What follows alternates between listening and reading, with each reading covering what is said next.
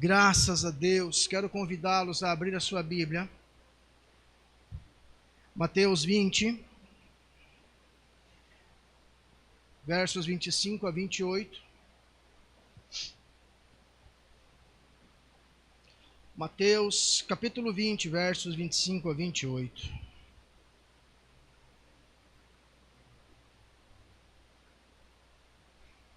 Todos acharam? Senhor, permitimos-nos nessa noite sermos instruídos pelo Teu Espírito.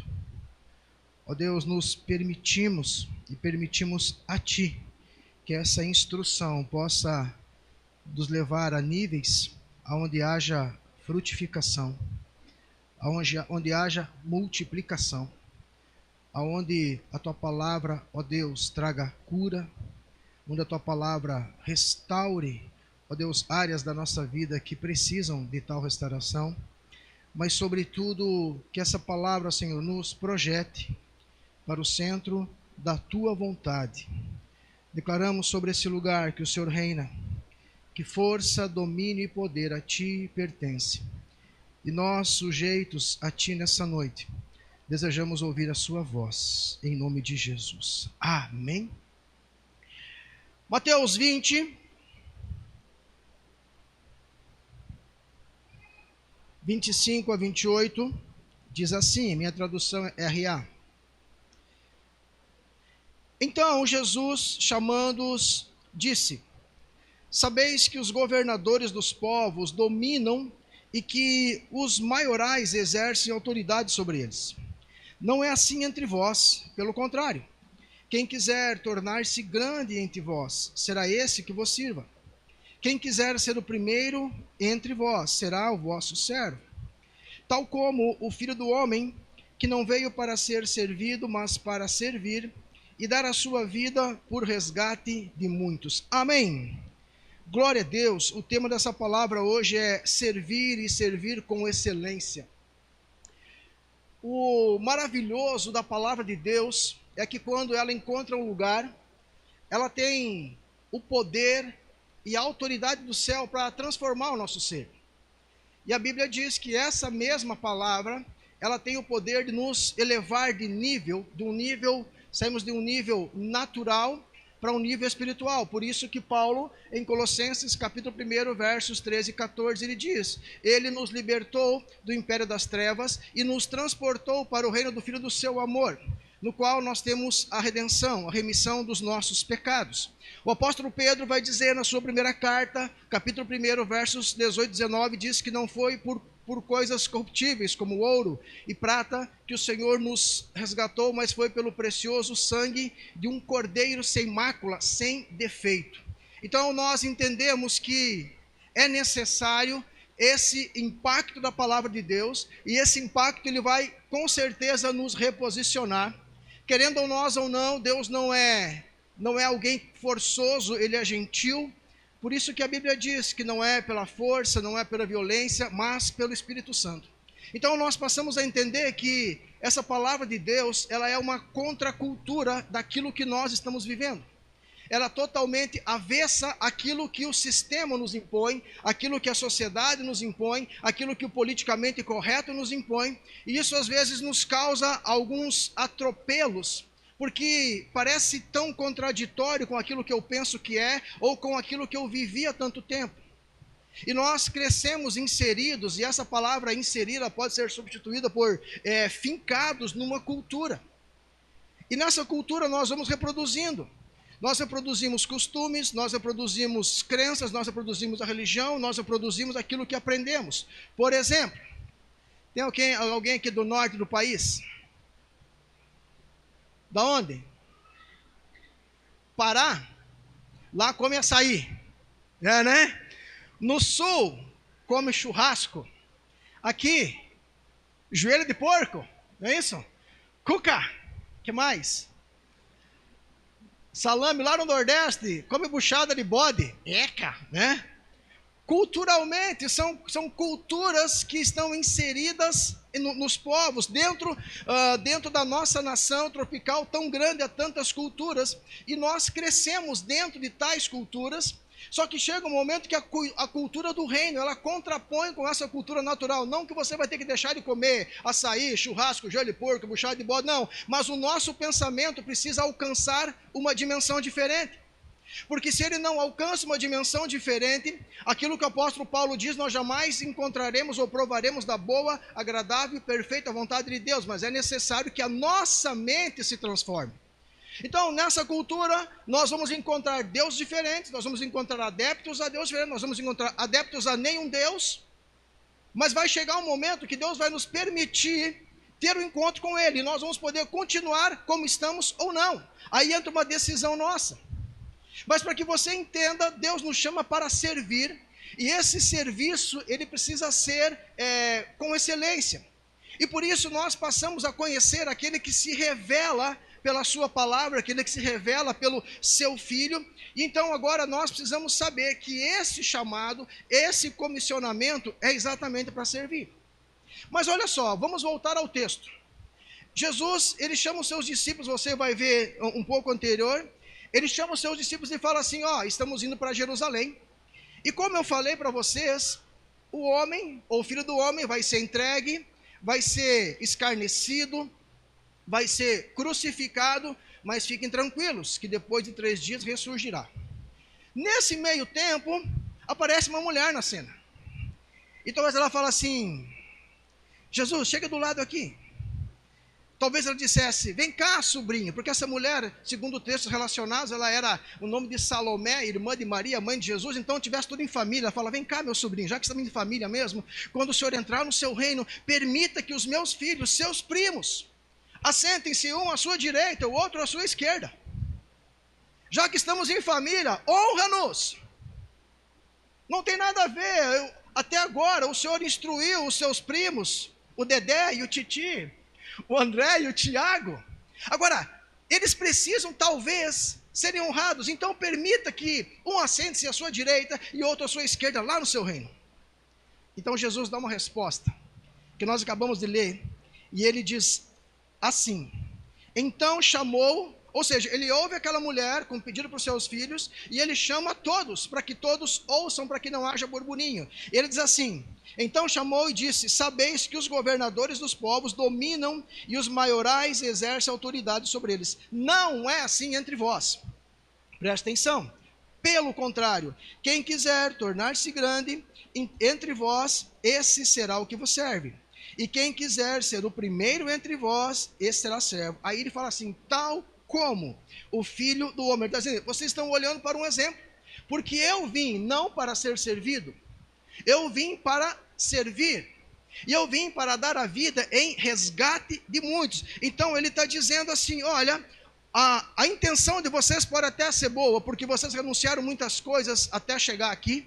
Talvez eles estivessem sendo lembrados de Lucas 9:23, quando Jesus disse, aquele que quer me seguir, tome a sua cruz, negue-se a si mesmo, então venha. E é possível que eles tenham negado-se em tantas coisas, por isso estavam ali aprendendo por mais de 3 anos de Jesus, mas chega um momento em que a vontade humana, o ego humano, ele infla e fala, eu preciso um lugar de honra, eu preciso um lugar de glória. E Jesus fala, não, você precisa servir com excelência, você precisa aprender a servir, de maneira a doar-se para pessoas, para a sociedade, para instituições. Você precisa ser diferente do que está aí. Você precisa não estar naquele contexto que diz o que é meu, e o que é teu é nosso. Não, é diferente. Por isso que a igreja, ela precisa ser uma contracultura à sociedade.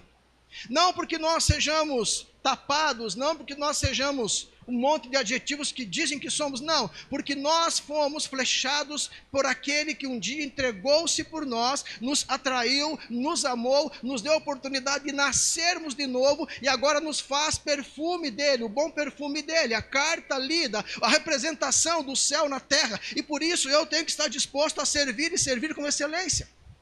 Então, se você está aqui hoje, se você está vindo aqui hoje, quer dizer, esse não é um lugar para te exaltar. Esse é um lugar para dizer que o que Deus tem para você são planos de paz e não de mal, para dar para você uma esperança e um futuro. Mas um dia Pedro falou assim: Senhor, nós deixamos tudo e te seguimos, o que vai ser? Ele diz: não há quem tenha deixado pai, mãe, irmãos, propriedades, que não venha ainda nesse mundo, vírgula, com perseguições, ter 100 vezes mais, e no vindouro a vida eterna. Então esse ambiente que você está, ele não é um ambiente que vai simplesmente resolver os teus problemas. Esse ambiente não é um ambiente que vai simplesmente acabar com as tuas lágrimas. Esse é o ambiente quando a palavra de Deus, ela é proferida e ela não volta vazia. Ela vai trazer sabedoria para você mudar as suas atitudes, para que o que acometeu você não acometa mais. Porque agora nós passamos a olhar diferente, nós passamos a agir diferente. Nós entendemos que fomos chamados para viver esse evangelho negando-nos a nós mesmos.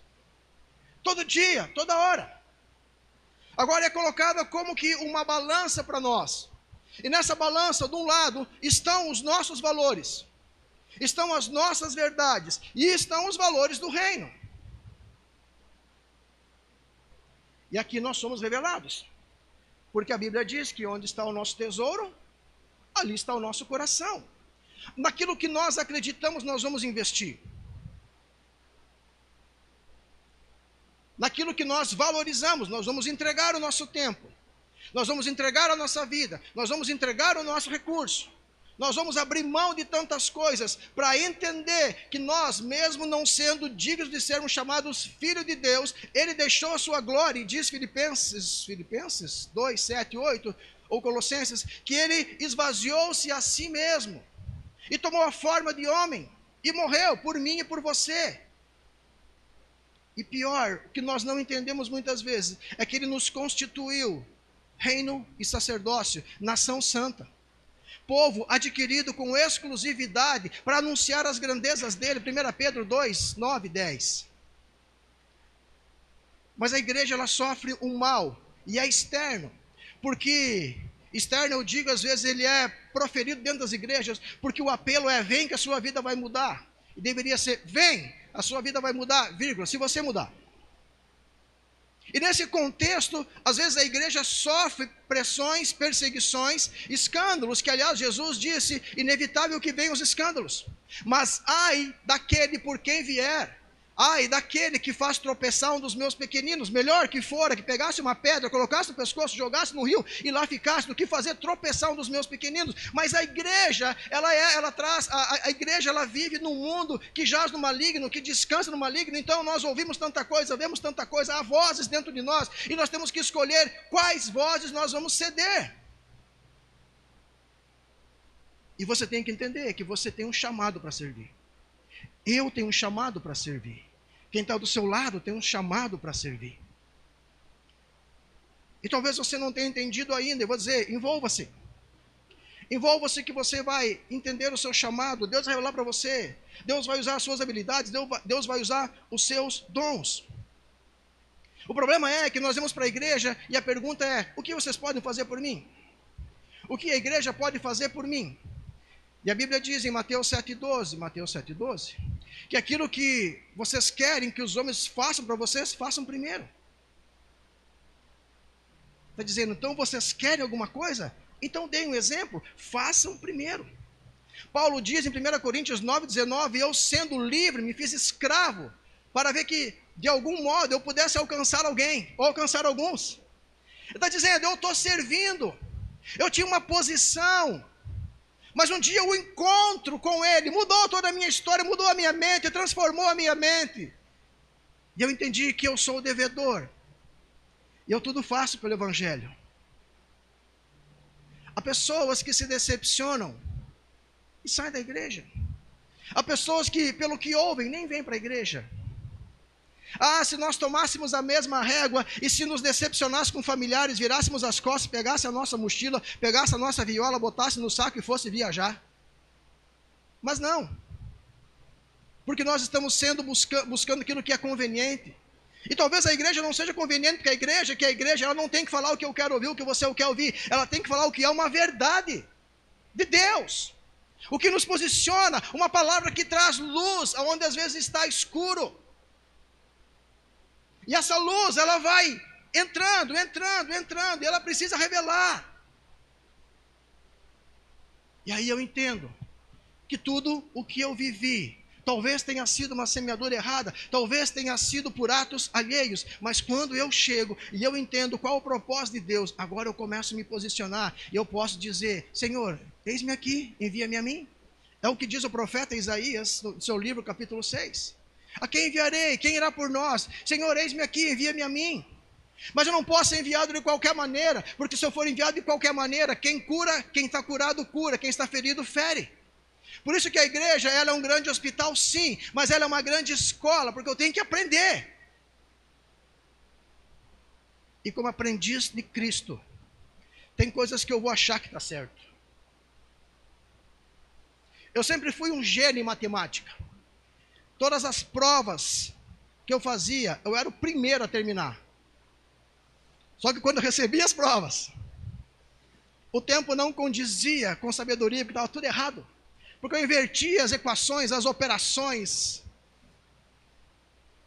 a adição, a subtração, me ajuda lá, quais? A divisão, a multiplicação, tem o método, tem... Meu Deus, quem inventou a matemática não tinha o que fazer, gente, sinceramente. Sinceramente. Mas às vezes nós estamos fazendo tantas coisas que nos parecem tão maravilhosas, e Salomão diz isso em Provérbios 13, 12, 14, 12, eu não sei, que há caminhos que aos nossos olhos, aos homens parecem perfeitos, mas que quando chegam lá no final, nós vamos descobrir que não é legal. Mas quando nós entendemos que Deus, ele morreu por mim, primeiro para me perdoar, uma dívida impagável, e ainda quer me usar, fala sério. Se você olhasse para você, você diria assim: você está bom para servir a Deus. Eu olho para mim e eu falo: só misericórdia, meu Jesus. Só ela. Bom, e se ela se renovou hoje pela manhã, é que ainda assim o Senhor continua acreditando. É porque ainda assim o Senhor continua me oportunizando. E é esse servir e servir em excelência que nós, como filhos de Deus, precisamos entender. Precisamos aprender, porque se nós não aprendermos, irmãos, nós vamos continuar a ser aqueles que não perdem o culto. Aqueles que, como é que chama? Congestionam o estacionamento de carros, congestionam no sábado com as bicicletas. Aliás, o sábado está voltando a ser o que era, estamos quase congestionando tanta bicicleta. Mas se nós não aprendermos o que esse evangelho tem como valor e como direção, nós vamos estar sempre enchendo igrejas, mas estaremos sendo pessoas vazias. Continuaremos a fazer o que a carne sugere, continuaremos a fazer, a obedecer o grito da alma. E não entenderemos que Deus nos chamou com um propósito. Para quê? Para que o reino do céu se estabeleça aqui e ele seja levado por mim e por você. Por mim e por você. Deus poderia usar os anjos. Por que não fez? Deus poderia realizar como realizou na construção do mundo. Haja luz, haja isso. Faça separação entre luz e trevas. As águas se separem. Não, não. Ele escolheu a mim, a você, a descendência daquele que pecou e que trouxe uma maldição, que foi perdoada na cruz. A Bíblia diz que ele pegou a escrita de dívida que era contra nós e cravou na cruz. E quando Paulo fala, ele triunfou delas. Eu imagino fazendo assim, ó. Para quê? Para que eu e você tenhamos vida, e vida abundante. Para que eu e você entendamos o valor daquele sangue. E para que eu e você paremos de ser pessoas que não crescem, que não amadurecem. Onde foi pregado aqui para os jovens, do meu jeito. Quantas cacas nós já fizemos por entender ou pensar que poderia ser do nosso jeito. Quantos arrependimentos temos hoje, porque olhamos para trás e vemos: se eu tivesse feito diferente. O Senhor está bradando do céu, e Ele está comissionando servos. Ele está comissionando servos, para enviar a seara, que é grande. Ele chama os seus discípulos e diz: olha, a seara é grande, e poucos são os ceifeiros. Orai ao Senhor da seara, para que Ele envie ceifeiros. É muito bom ver quando a igreja está cheia, mas é muito bom ver quando a igreja ela sai daqui e ela vai lá fora e traz resultados. É muito bom quando a palavra de Deus alcança o nosso coração e fala: nossa, que palavra! Mas é muito bom quando ela frutifica e nós permitimos que haja essa frutificação. Então vamos lá, diga comigo. Servir e servir em excelência. Primeira característica de quem serve com excelência: ele sabe para quem ou por quem ele está servindo. Você sabe o que motiva você a estar aqui? O que motiva você a abrir mão de coisas? O que motiva você a dizer sim para algumas coisas e não para outras coisas? Você precisa entender que a característica de quem serve com excelência, uma delas é saber a quem está servindo. Atos capítulo 4, 32 e 33. Um pouquinho para frente.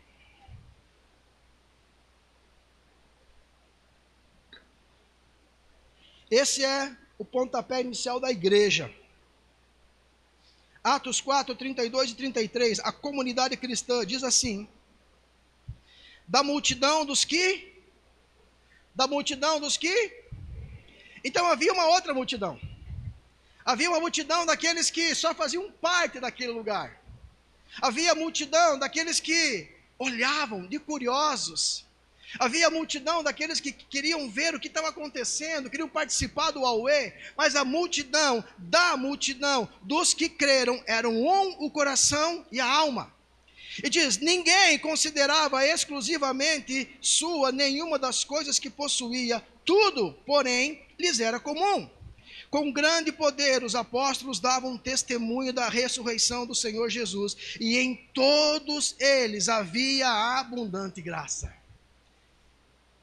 Eu, quando leio Atos dos Apóstolos, eu fico imaginando se eu tivesse naquele tempo, vivido naquele tempo, reunido com aquele grupo de 120 pessoas, o dia que tremeu a casa com aquele vento impetuoso, e todos foram cheios do Espírito Santo. Eu penso, meu Deus. Mas eu penso sobre a responsabilidade que nos é dada a partir daquele momento, o início de tudo. E na sexta-feira fomos ministrados aqui na oração. Aliás, temos oração toda sexta-feira, 21 horas. Fomos ministrados aqui sobre a igreja, ou as pessoas, elas só começam a produzir, elas só entendem o seu papel quando há uma imersão. Essa palavra está na moda, né? Uma imersão no Espírito Santo. Ou somos cheios do Espírito Santo. Porque a igreja que despontou, a igreja que desencadeou tudo o que somos hoje, ela teve uma explosão, uma intimidade tal com o Espírito Santo, que fez com que eles mudassem radicalmente as suas mentes, o seu modo de pensar. Não havia egoísmo, não havia individualidade. Dos que creram, era um o coração e a alma. Eles olhavam para o que tinha que ser feito e faziam, havia excelência. Eles olhavam para quem precisava e ajudavam, havia excelência. O servir com excelência, não esperando alguma coisa, não esperando troca. Por isso que a Bíblia diz que quando eu vou ofertar, que a minha oferta não pode ser por tristeza, por constrangimento, por necessidade. Não, é porque Deus ama quem dá com alegria. Então eu preciso, tudo que eu faço, fazer com alegria. E servir com excelência. Colossenses 3, 12 e 14. Vá um pouco para frente. Eu não enxergo lá, que horas são? 10 para as 8? Colossenses 3. Olha só. 12 e 13. Revesti-vos, pois, como eleitos de Deus, santos e amados, de ternos afetos de misericórdia, de bondade, de humildade, de mansidão, ai Jesus, de longanimidade. Suportai-vos uns aos outros, perdoai-vos mutuamente, caso alguém tenha motivo de queixa contra outrem. Assim como o Senhor vos perdoou, assim também perdoai. Versículo 23, tudo quanto fizerdes, fazei-o de todo o coração, como para o Senhor, e não aos homens, cientes de que recebereis do Senhor a recompensa da herança. A Cristo, o Senhor, é que estáis servindo. Está dizendo, tudo que você faz, a motivação deve ser, eu vou servir ao reino, eu vou me doar para o reino. E eu me dou para o reino servindo pessoas, e às vezes é tão difícil nós servirmos quem tem que ser servido. E eu digo para você, eu já servi pessoas não querendo servir, em obediência à palavra. Aleluia. Estão concordando aí, não estou sozinho. Mas ele diz, suportai-vos. Suportai-vos, pois, como eleitos de Deus, santos e amados. O quão difícil é uma vida cristã todos os dias. Porque, volto a dizer, nós chegamos com uma bagagem tão grande para Jesus, e nós achamos que essa bagagem tem que ser mantida, porque aquilo que eu acho que tem que manter, não precisa nada não. Eu preciso me despir da velha criatura, segundo diz Efésios 4, 17 em diante. Eu preciso me revestir do novo. Ou seja, eu tenho que ficar pelado de mim mesmo, e eu tenho que me vestir de Deus, da palavra de Deus. Eclesiastes 9:10, todos sabem o que diz. Me ajuda? Tudo o que vier à sua mão, faze conforme as suas forças. E tem uma tradução que diz, porque para a sepultura, para onde você vai, não há obra, o que mais? Está lá? Eclesiastes 9:10. Não há obra, nem projetos, nem conhecimento e nem sabedoria alguma. Então, o cara, o mais sábio que já houve, está dizendo, em vida você tem que produzir. Faze conforme as suas forças. Ah, pastor, estou sem força. Não, está dando migué. Está dando migué. Faz o que tem que ser feito. Negue-se a si mesmo. Negue-se a si mesmo. Ah, mas eu faço mesmo, eu falo mesmo. Aliás, tem gente que fala que se orgulha de dizer, mas eu digo mesmo. A Bíblia diz em Provérbios, eu acho que é 17 e 28, até o tolo, quando se cala, se tem por sábio, é tido por sábio.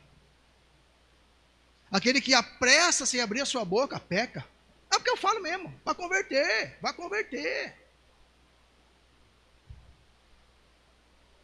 Servir e servir com excelência.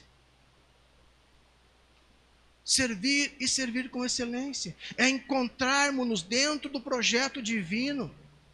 Não no egoísmo ou na individualidade humana. A Bíblia diz que aquele que se isola, ele busca o seu próprio entendimento e rebela-se contra a verdadeira sabedoria. Ah, o quão difícil é servir e servir com excelência. Às vezes eu vejo as pessoas limpando aqui, servindo, catando lixo de banheiro, né? Não, claro, esse aí são os mais, né? Não. Mete a mão mesmo lá, depois lava, né? Tem uns que usam luva rosa, cheia de detalhes. Tô brincando, não vi isso ainda. Mas se deixar, alguém vai usar. Tô ligado. Servir e servir com excelência. E servir com excelência, volto a dizer, é fazer o que tem que ser feito, nem sempre é o que eu gosto de fazer. Eu já contei para vocês, eu não gosto de lavar a louça, mas eu não gosto de ver a pia suja. Hoje almoçamos, eu fui lavar a louça, e eu sempre almoço primeiro, eu pego meu prato e vaso, de repente vem panela, pote, eu falei, ea!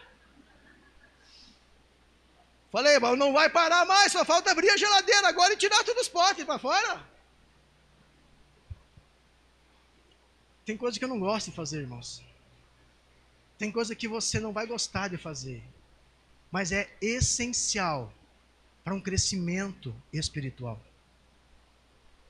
Tem coisas que eu não gosto de escutar, mas eu preciso escutar, porque eu tenho que matar o que está aqui dentro ainda. Então, característica de quem serve, saber para quem está servindo. Mateus 5, 13 a 16, Jesus está no Sermão do Monte, ele está explicando para aquela multidão, ensinando muitos princípios, e ele fala sobre eles serem o sal da terra e a luz do mundo. E isso não era específico para aqueles discípulos, não, porque em Mateus 28, 19 e 20, ele chama os seus discípulos e diz, olha, vão e preguem, porque eu quero que vocês ensinem aquilo que eu ensinei para vocês. E é o que nós estamos vivendo hoje. O que partiu de princípios morais, espirituais, é o que nós estamos vivendo. E é o que norteia a sociedade. Porque, meu irmão, se você mente, você está contrário à Bíblia, não há outro mandamento. Se você engana, agora se você fala a verdade, é o que a Bíblia ensina. se você é justo, é o que a Bíblia ensina. E nós precisamos entender isso todos os dias. Cadê meu papel? Então preste atenção. Outra característica de quem serve e serve com excelência, exerce um trabalho voluntário para o reino. Ele está disposto. Ele faz. E eu não quero entrar aqui no que é voluntário e o que é ministério. São duas coisas diferentes. Você vem limpar, você vem ficar na porta, você é voluntário. Aqui você, voluntariamente, aqui você entende que é um chamado ao ministério. Ao ministério da palavra, ao ministério da intercessão, ao ministério da música. Isso não é voluntário. Isso vamos pregar outro dia. Vamos contextualizar outro dia. Mas o que eu estou dizendo é, envolva-se com as coisas de Deus. Naquilo que você é útil. O que você melhor faz? Eu tenho um sorriso. Fica na porta. Ah, eu não sou muito simpático. Sai da porta, pelo amor de Deus. Pelo amor de Deus, irmão. Já pensou a primeira impressão de quem está vindo já acabado lá? Esperando receber alguma coisa, está lá. Oi? Está me entendendo? Faz o que você pode fazer. Faz o que você consegue fazer. Faça conforme as suas forças, mas não deixe de fazer. Não anule. Não anule o que Deus chamou você para fazer. Aquilo que Ele colocou nas suas mãos. Pastor, eu falo bastante, então vamos achar o lugar para você falar. Pastor, eu tenho paciência. Vamos botar você na escolinha das crianças. Vai ser uma bênção. A minha pastora, a minha esposa é uma bênção. Porque nós tínhamos um pastor uma vez, e que era uma bênção na nossa vida. Estou falando sério. E a igreja crescendo, ela foi convidada, ou foi convocada, não lembro, para a escolinha das crianças. E um dia ela sai daquela sala, falou, eu não vou mais ficar lá. Ela falou, vai, não vou, vai, não vou, vai. Ficou, irmão, ficou na escolinha. Mas com raiva, mas tinha que ser feito. Tinha que ser feito. O que você pode fazer? No que você pode servir? No que você pode ser excelente? No que você tem habilidade? Pastor, eu tenho habilidade com redes sociais. A gente tem uma mídia, não sei se está precisando de gente ou não. Tá? É, Deus falando então, irmã. Você vai achar o que fazer na igreja. Tenha certeza disso. Você vai achar o que fazer. Talvez um dia vão dizer para você, eu preciso de você para ir lá orar. Eu preciso de você para um funeral. Eu preciso de você... E quando eu falo isso, eu falo já para os diáconos, né? Cadê o Leco? Está aí ou não? O Leco te desafiou um dia, né? Crescendo. Então sirva, mas sirva com excelência. Marcos 10, 43 a 45, volta um pouco. Fala para o seu irmão, que bom que você veio. Veja como é que está o termômetro aí. Marcos 10, 43 a 45, diz assim. Mas entre vós não é assim, pelo contrário. Quem quiser tornar-se grande entre vós, será o que vos sirva. Quem quiser ser o primeiro, esse sirva a todos. Ele está falando a mesma coisa. Mas é entender isso que eu preciso estar disposto. Aquilo que o apóstolo Paulo fala em 1 Coríntios 15, 58. Sede firmes e constantes, sempre abundantes no Senhor, porque no Senhor o seu trabalho não é vão. Ou seja, eu não trabalho pela recompensa, mas há uma recompensa. 2 Timóteo 2, 14. Estou andando rápido aqui porque eu preciso ministrar para vocês hoje. 2 Timóteo 2, 14 a 16. Recomendo estas coisas dá testemunho solene a todos perante Deus, para que evitem contendas de palavras que para nada aproveitam, exceto para a subversão dos ouvintes. Procura apresentar-te a Deus, aprovado como obreiro que não tem do que se envergonhar, que maneja bem a palavra da verdade. Evita igualmente os falatórios inúteis e profanos, pois os que deles passarão a impiedade ainda maior. De quem é esse diálogo? Do mestre com seu discípulo, Paulo com Timóteo. Ele o instrui e fala: cara, dá uma olhada, pensa nisso. Algumas posturas precisam ser assumidas, outras precisam ser deixadas de lado. E tudo isso nos leva talvez, a refletir em algumas coisas. Nós precisamos ser diferentes. Não melhores, mas diferentes. Porque, como nós dizemos sempre aqui, nós estamos sendo vigiados. É como se uma placa no mundo espiritual tivesse assim: sorria, você está sendo filmado. Estamos sendo vigiados para que num primeiro tropeço nosso, alguém vai dizer: ué, mas você não é da igreja? Você não é aquele que diz que não pode fazer coisa errada? E se tem uma coisa em que o nosso inimigo é expert, é em acusar. A Bíblia diz que ele é o acusador. Mas a Bíblia diz, Paulo dizendo em Romanos 8:1, não há acusação para aqueles que estão em Cristo, que não vivem mais segundo a carne, mas segundo o Espírito. Então nós podemos estar prontos, ou sermos alvos para o inimigo, ou sermos uma flecha na mão de Deus, para acertar alvos que precisam dele. Então, em nome de Jesus, nessa noite, talvez você fale assim: pastor, me dê um bom motivo. Vou dar um bom motivo para você. Alguém abra Efésios 2:4 e vamos ler junto. Um bom motivo para que nós sirvamos. Mas Deus, sendo rico em misericórdia, por causa do seu grande amor com que nos amou, vai passando, estando nós mortos, diga mortos, em nossos delitos, nos deu vida juntamente com Cristo. Pela fé sois salvos. E juntamente com Ele nos ressuscitou e nos fez assentar nos lugares celestiais em Cristo Jesus. Próximo. Para mostrar nos séculos vindouros a suprema riqueza da sua graça em bondade para conosco em Cristo Jesus. 8. Porque pela graça sois salvos mediante a fé. E isso não vem de vós, é dom de Deus. Quer um bom motivo? Você estava morto, sentenciado ao inferno, sentenciado a uma morte eterna.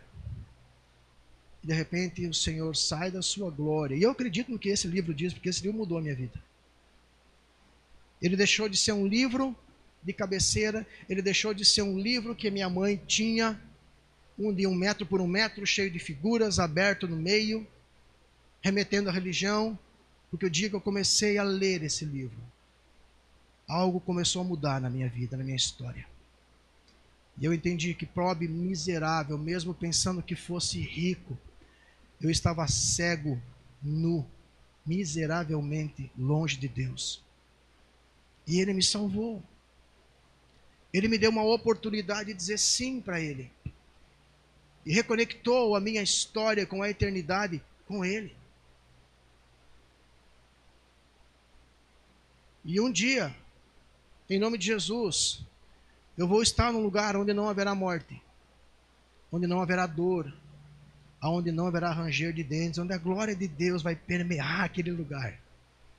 Eu não vou precisar dizer onde tu estás, não, Ele está aqui, Ele está ali, Ele está aqui, Ele está aqui. Mas Ele me chamou para, antes de estar nesse lugar, o apóstolo Paulo dizia: melhor é estar com Cristo, mas tem muita coisa boa para fazer aqui. É necessário muita coisa para fazer aqui. É necessário servir e ser excelente no serviço. A igreja precisa amadurecer. Amadurecer. E eu encerro com uma história bíblica. Quem já ouviu falar de um moço chamado Jonas? Já? Quando você lembra de Jonas, você lembra de quê? Do grande peixe, né? Mas Deus chamou Jonas, e a Bíblia, e Jonas está num grupo que os estudiosos chamam dos pequenos profetas. Não se sabe muito dele, não se tem a sua genealogia, mas diz que um dia Deus chamou Jonas e disse: Jonas, eu quero que você me sirva, e que o seu serviço seja excelente, porque aonde eu quero mandar você, talvez você não queira ir. Ele diz: vá até a cidade de Nínive, até a grande cidade de Nínive, porque eu estou disposto a aniquilar aquela cidade, mas se eles se converterem, eu vou salvar aquela cidade. E dizem alguns comentaristas que Jonas havia perdido alguns familiares pela violência daquele povo. A Bíblia diz que Jonas, ele vai, mas ele vai para o caminho contrário do Senhor. E a Bíblia diz que ele desce, diga, desce. Ele desce até a Jope, uma cidade. Dali ele desce até o cais, até o navio. Aí ele entra no navio, e no navio ele desce até o porão do navio. E do porão do navio ele é lançado fora, ele desce às profundezas do mar. E para terminar, ele desce e vai parar na barriga do grande peixe. Alguém que não se importava em servir. Quem não está disposto a servir, preste que eu vou dizer para você. Você vai criar um caminho de descida. Porque você não consegue entender e ser sensibilizado por aquilo que arde no coração de Deus. Vidas. Restauração de vidas. Salvação de vidas. Por isso que a Bíblia diz que o que importa para Deus é que todos se salvem e cheguem ao pleno conhecimento da verdade. Que há um só mediador entre Deus e os homens, Jesus Cristo. Talvez você venha na igreja. Talvez você veio um dia e falou: legal, eu me sinto bem, aqui as pessoas me cumprimentam, ou não. Talvez você venha e fala: aquela música me tocou, aquela palavra me tocou. Mas se isso não mover você, se isso não ligar um motor dentro de você e fazer você entender que o projeto de Deus primeiro é salvar você e agora fazer de você alguém que vai levar a salvação para muitos. E esse servir em excelência está atrelado a isso. A dizer: tá bom, Senhor, eu vou, eu não quero, mas vou. Eu vou. E vai haver crises. Porque o maior pregador do Novo Testamento, depois de Jesus, ele dizia: o que eu quero fazer eu não faço. O que eu tenho que fazer eu não faço, logo o pecado está em mim, a carne manda em mim.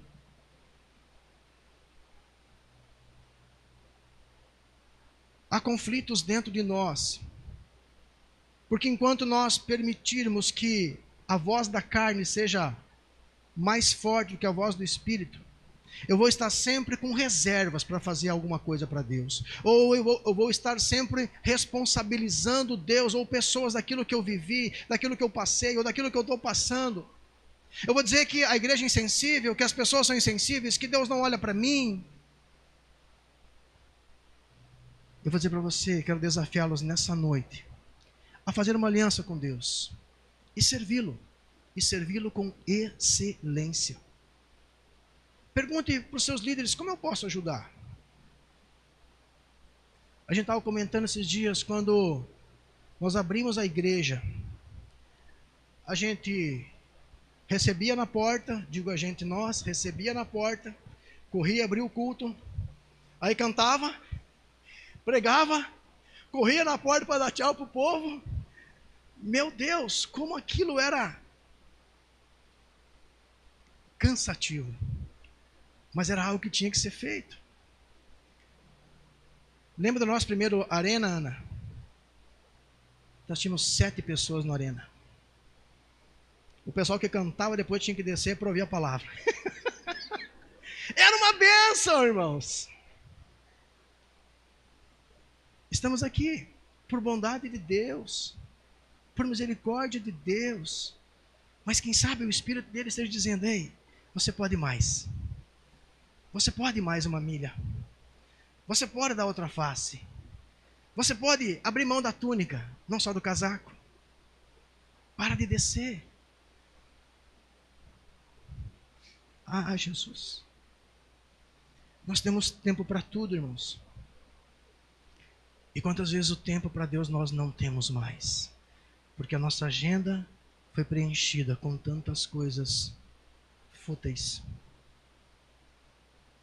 Aliás, o versículo que eu citei aqui, que a Bíblia diz que não foi com coisas que se corrompem como ouro e prata, que Deus nos resgatou da maneira fútil que vivíamos, que recebemos dos nossos pais. Agora Deus nos coloca num rebanho. Olha para o seu irmão aí com todo respeito. Um rebanho de ovelha, né? Porque bode, sabe que bode vai ser deixado para o lado, né? Nas ovelhas vem o bode vai deixar para o lado.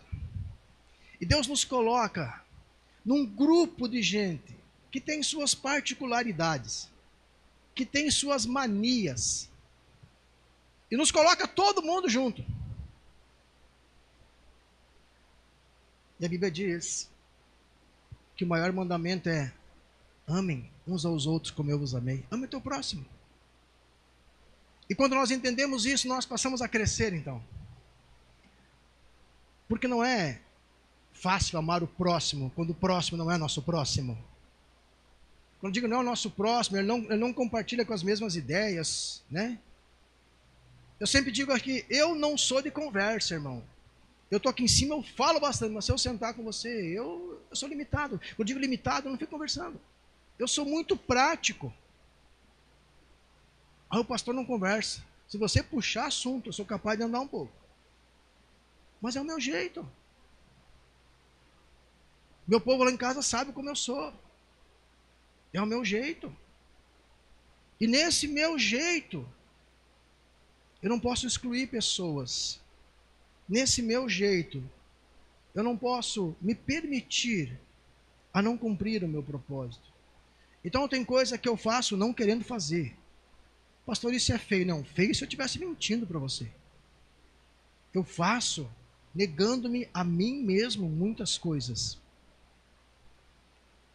E quando a igreja entender esse princípio, que isso nos leva a crescer, então talvez nós sejamos menos reclamões. Nós sejamos menos pessoas que acham que são, sei lá o que eu digo. Talvez eu possa ferir a igreja. Vou ficar quieto então. Vou usar o meu direito de ficar calado. Mas seja alguém que serve. E serve com excelência. Talvez a pergunta que se deva fazer é: o que eu posso fazer pela igreja? E não o que a igreja pode fazer por mim. A igreja vai fazer o que tem que fazer por você.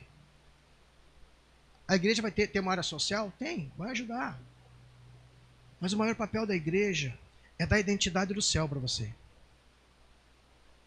É fazer aquilo que Davi diz no Salmo 40. É ser tirado de um charco. É ser colocado os pés sobre a rocha. Passos firmes e um novo cântico nos nossos lábios.